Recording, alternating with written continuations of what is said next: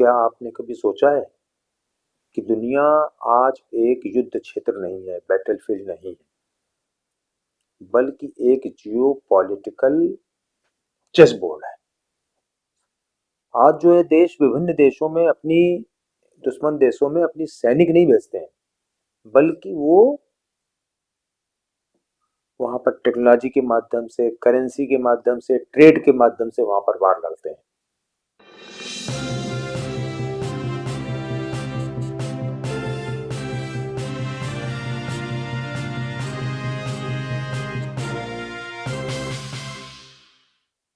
स्वागत है मित्रों, हमारे YouTube channel a deep dive by Deep Mishra में।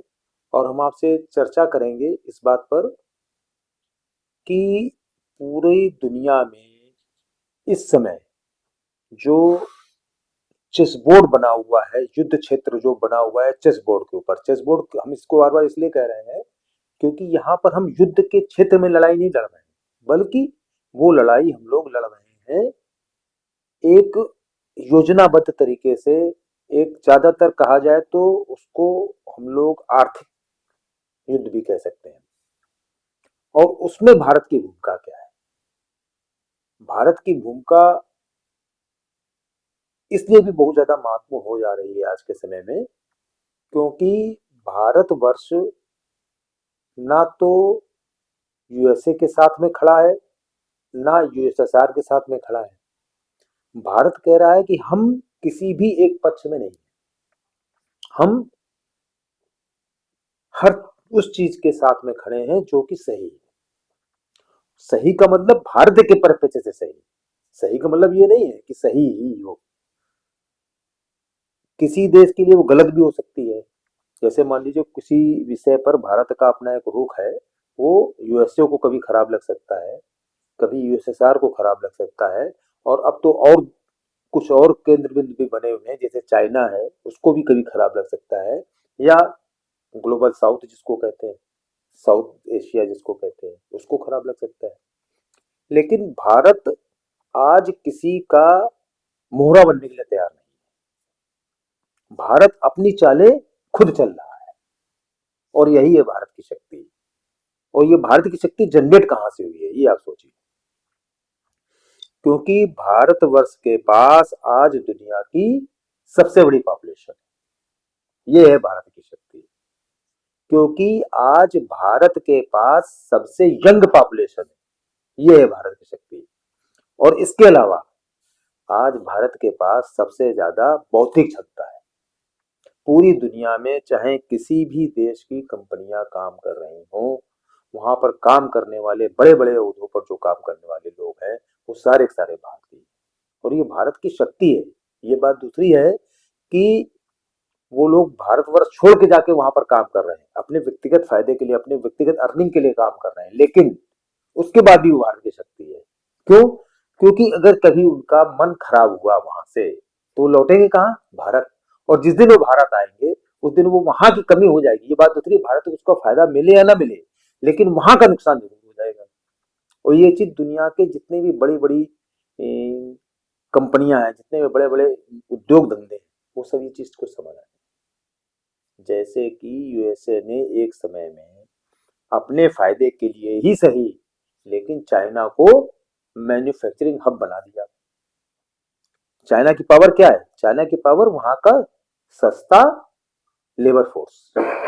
और उस सस्ते लेबर फोर्स, ज्यादा बल्क लेबर फोर्स की वजह से चाइना ने उसका फायदा उठाया। और चाइना आज की तारीख में अगर कहा जाए तो एक विश्व का मैन्युफैक्चरिंग हब बना हुआ है, और विशेषकर यूएसए का। यूएसए का इसलिए क्योंकि ज्यादातर जो इंडस्ट्रीज थी बड़ी बड़ी, वो सारी वहीं से गवर्न हो रही थी। यूएसए या यूरोप आप समझ लीजिए ना। तो जब वहां की इंडस्ट्रीज का मैन्युफैक्चरिंग हब चाइना बना, तो चाइना ने उस चीज का फायदा उठाया। चाइना ने अपनी आर्थिक शक्ति को भी बढ़ाया, चाइना ने अपनी ग्रोथ को भी बढ़ाया। इकोनॉमिक ग्रोथ चाइना की बहुत फास्ट हो गई। एक समय ऐसा था जबकि भारत और चाइना, चाहे पॉपुलेशन हो या किसी दृष्टि में हो, लगभग एक जैसे चल रहे थे। लेकिन एकदम से चाइना ने इस मामले में छलांग लगाई। और उसके पीछे जो उसकी स्ट्रेटेजी थी वो ये थी कि वहां की वर्क फोर्स को उसने अपनी पावर बनाया।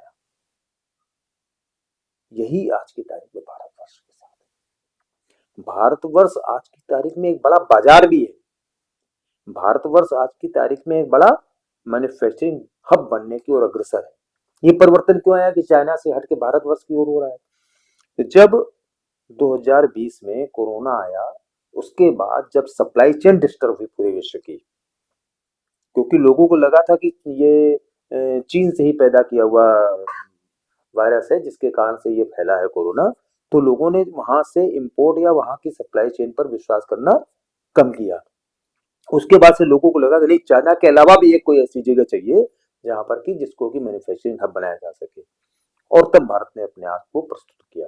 क्योंकि भारत, चाइना के बाद केवल एक भारतवर्ष ऐसा देश है जहां पर कि इतनी बड़ी संख्या में पॉपुलेशन भी है, एक चीज। दूसरी चीज, स्किल्ड पॉपुलेशन है। स्किल्ड पॉपुलेशन अगर देखा जाए, केवल टेक्निकल स्किल नहीं, आप ये देखिए जो बौद्धिक क्षमता जो भारतवर्ष के पास है वो दुनिया में आज की तारीख में किसी के पास नहीं है।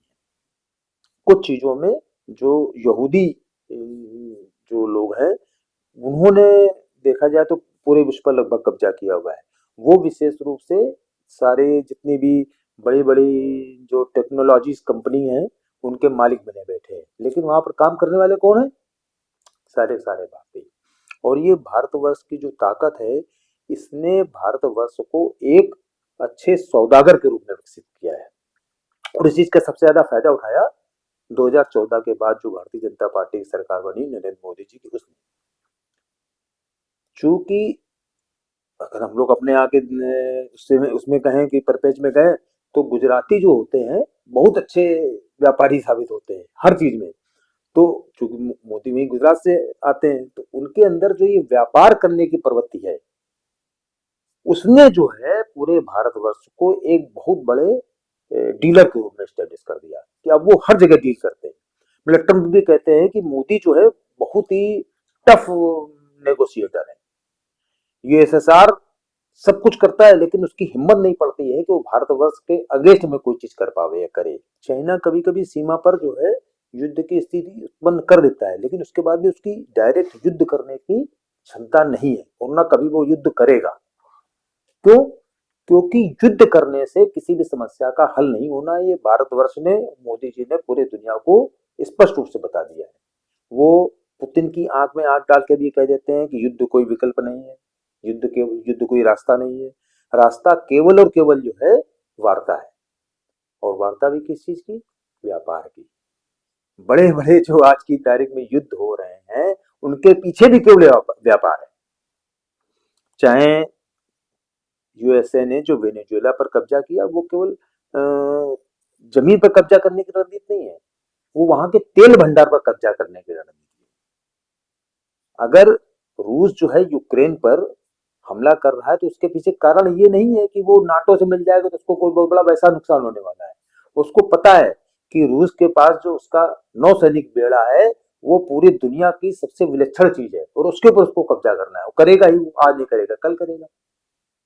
भाई पहले तो यूएसएसआर का ही पार्ट था यूक्रेन, तो उसको तो उस पर कब्जा करना ही है। इसी तरीके से आज जो मान लीजिए ग्रीनलैंड की बात यूएसए करता है, या चाइना पाकिस्तान में अपनी कॉरिडोर बनाने की बात करता है, वो सारी चीजें केवल और केवल अपनी व्यापारिक क्षमता, अपनी ट्रेडिंग एक्टिविटी, अपने बिजनेस कनेक्शंस, अपने बिजनेस रूट्स, इन सबको तैयार करने और इन सबको मजबूत करने की केवल एक प्रक्रिया है।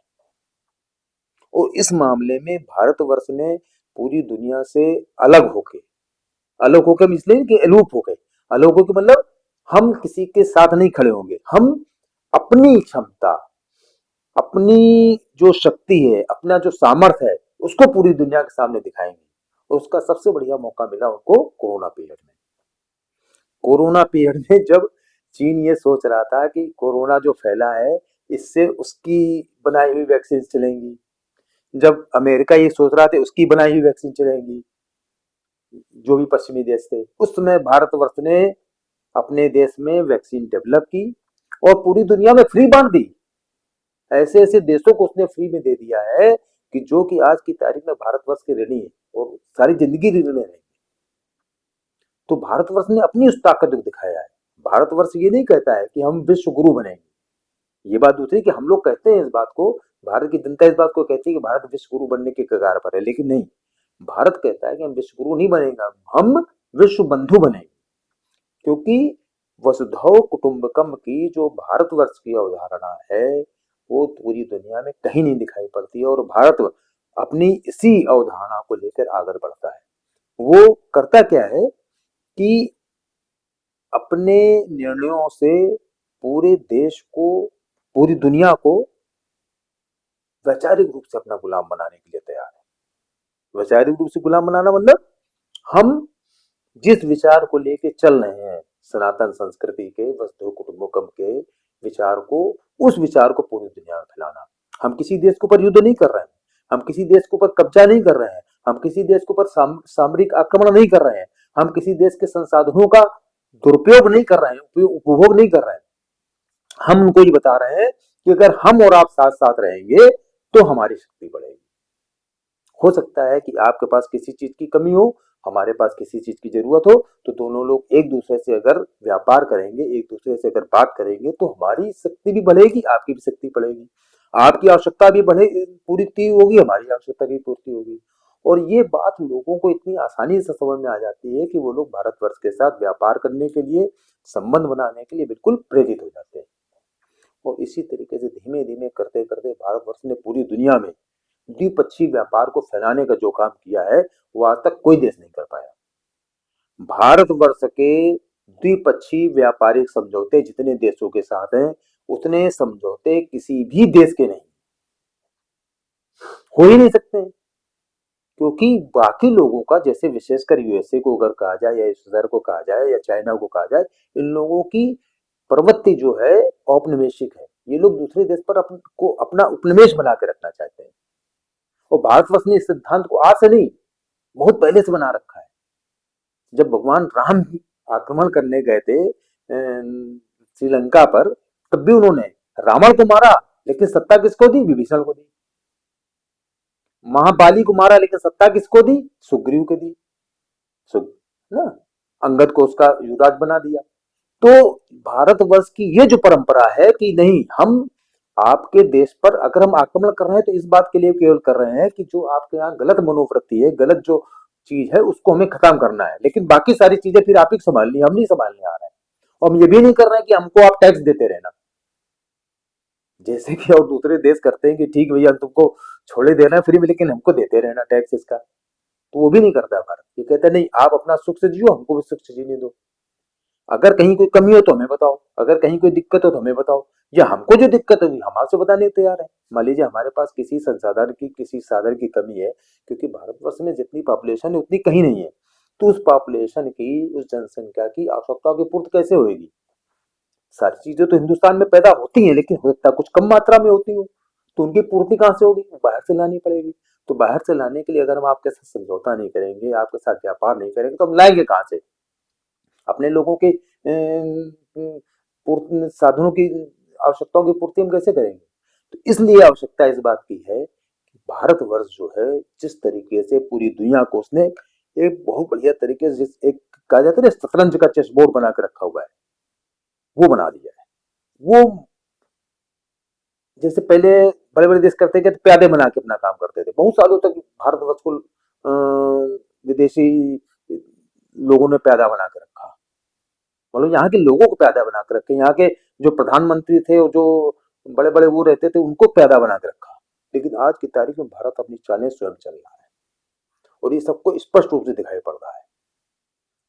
ट्रम्प इतना हल्ला मचा रहे हैं, इतना सब कसमसाते हैं, लेकिन उनकी हिम्मत नहीं पड़ रही कि भारतवर्ष से कहीं कुछ कह पावे।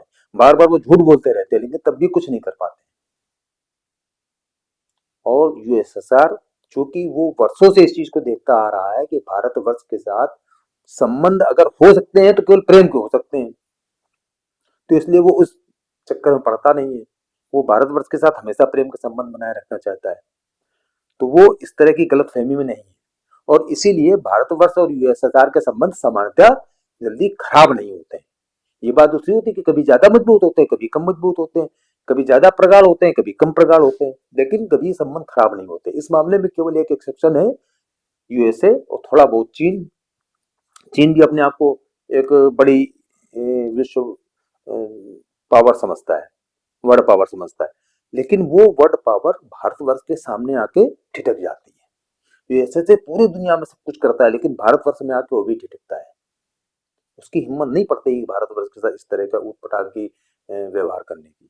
ये बात दूसरी, सैंक्शन वो लगाता है तो सैंक्शन के लिए रिपरकेशंस क्या होते हैं कि भारतवर्ष और मजबूत स्थिति में खड़ा हो जाता है। चाहे वो जब अटल बिहारी वाजपेयी जी ने जब परमाणु परीक्षण किया था उसके बाद के सैंक्शन हो, या अभी मोदी जी के सामने जो सैंक्शन हो टैरिफ के तरीके से, तो इन सब चीजों का भारतवर्ष सामना करता है। कारण क्या है कि भारतवर्ष सामना करने के लिए इस सक्षम है, इसलिए सक्षम है क्योंकि भारतवर्ष की जनता हर सुख और दुख सबको सहन करने के लिए तैयार है। वो जितना सुख को एंजॉय कर लेती है उतना ही दुख को भी सहन करने के लिए तैयार है। और वर्षों तक यहाँ पर लोगों ने, विदेशियों ने आक्रमण किए, यहाँ के लोगों ने जाने तरह तरह के दुख सहे हैं। तो ये सब चीजें तो बहुत छोटी छोटी है ना। जब भारतवर्ष की जनसंख्या को अनाप शनाप तरीके से मारा काटा गया, उनके ऊपर इतना व्यभिचार किया गया, इतने उनके ऊपर इतना अत्याचार किया गया, तब भी वो नहीं टिके, तो अब कहाँ टिकेंगे। अब तो बिल्कुल स्वतंत्र है। तो देखा जाए तो दुनिया में वास्तविक रूप में अगर कोई पावर है आज की तारीख में तो केवल और केवल भारत है। और ये चीज भारत करके दिखा रहा है और करके दिखाएगा। हमें लगता है कि भारतवर्ष की जो अंतरात्मा है, भारतवर्ष की जो आत्मा है, उसकी शक्ति, और वो शक्ति आती है उसकी आध्यात्मिकता से। वो जो शक्ति है वो पूरी दुनिया को एक न एक दिन अपने प्रभाव में, अपने प्रभाव क्षेत्र में, अपने प्रभाव मंडल के अंतर्गत जरूर लाएगी और पूरा विश्व इस बात को स्वीकार करेगा। बहुत बहुत धन्यवाद।